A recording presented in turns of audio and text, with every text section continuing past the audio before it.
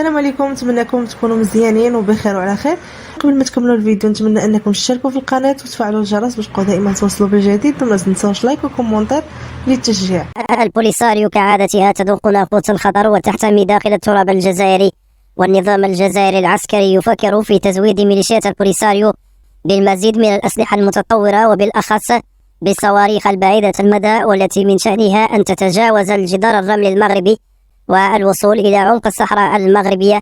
أين تتواجد مدن سكنية لزعزعة استقرار المغرب وتحقيق أو بالأحرى تخويف ساكنة الأقاليم الجنوبية. والمغرب يحذر الكبرانات ويؤكد أنه لن يرحم المرتزقة إذا ما تأكد استعمالهم لطائرات إيرانية أو ما شابه ذلك من الأسلحة الحديثة، مشيرا أنه في حالة ما إذا تم رصد أي هجوم من طرف مرتزقة البوليساريو بالصواريخ أو بالقذائف من داخل التراب الجزائري، فإن ذلك سيعتبر المغرب إعلان حرب مباشرة من الجزائر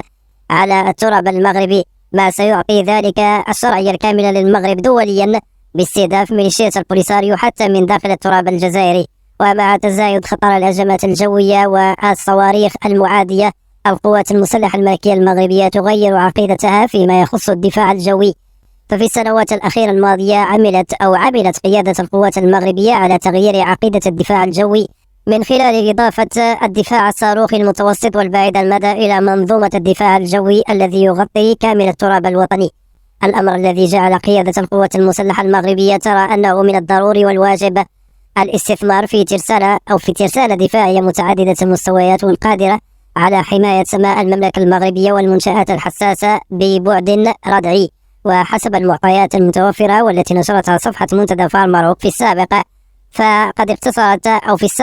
اقتصرت وسائل الدفاع الجوي للقوات المسلحة الملكية على بعض الأنظمة قصيرة المدى لمرافقة الأرتال المدرعة وحماية القواعد العسكرية. وكانت مهمة الدفاع الجوي حكرا على الطائرات الاعتراضية التي لا يمكن أن تواجه هجومات صاروخية معادية بكفاءة كبيرة. أما خلال العشرية الأخيرة فقد قامت القوات المسلحة المغربية باستثمار مهم في تعزيز المدفعية أرض-جو عبر تكوين عشرات الضباط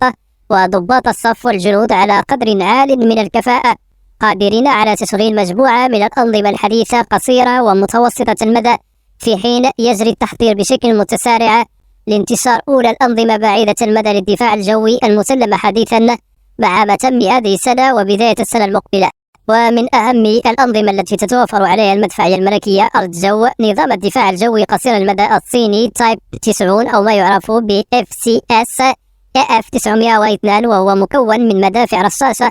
عيار 35 ملم وصواريخ PL9 أو PL9 قصيرة المدى، والذي سيستخدم أو بالأحرى يستخدم في حماية المنظومات الدفاعية والقواعد العسكرية ومراكز القيادة الميدانية ومهام أخرى.